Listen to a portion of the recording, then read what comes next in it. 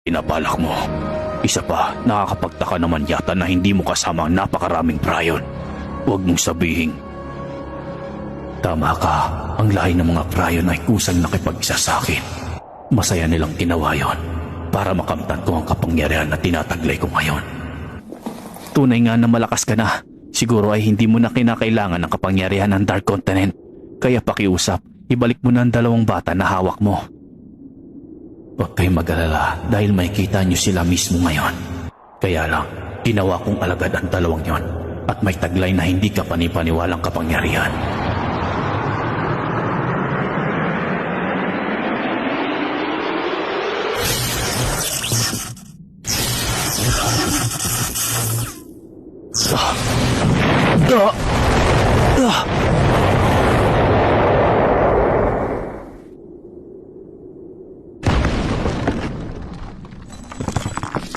Anong bagay na yun?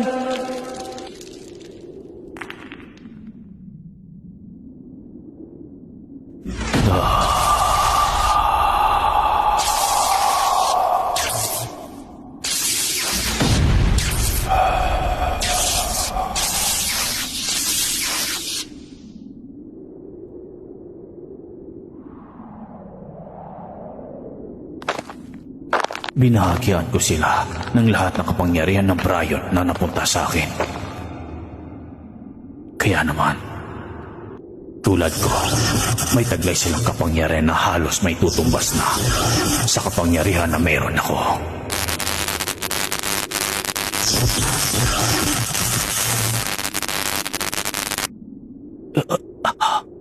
Kuya. Kuya Illumi. Hindi ako pwedeng magkamali.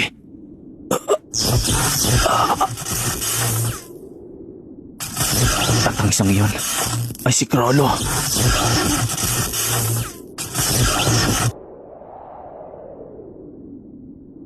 Ngayon, Don Trix, nakikita mo na hindi ako nag-iisa. Humanda ka! Ibalik mo sila sa dati! Kung hindi, ako mismo ang tatapos sa'yo!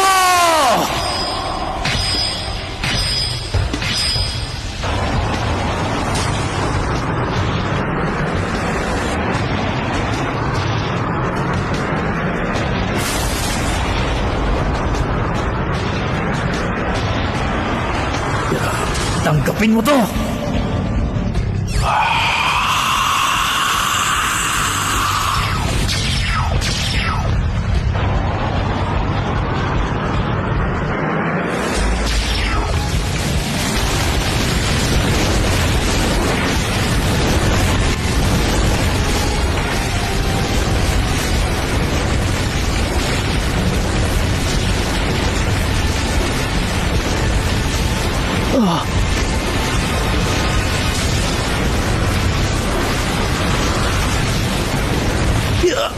Merkado, kung magtatagal pa, sigurado magiging abon na lang kami.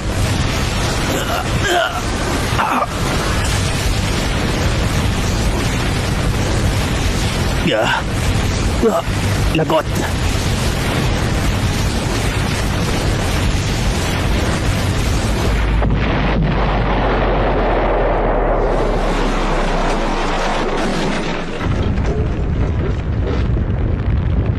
Siguro ay nakita nyo na, pero isa lamang yung patikim.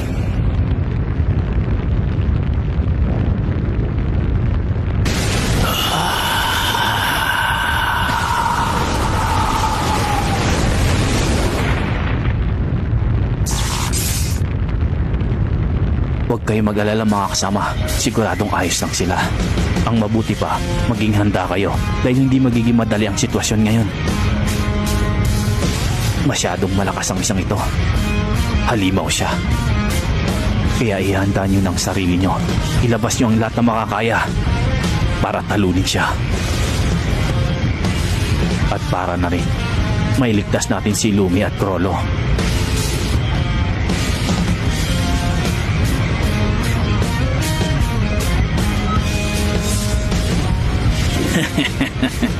Mukhang walang ibang paraan kundi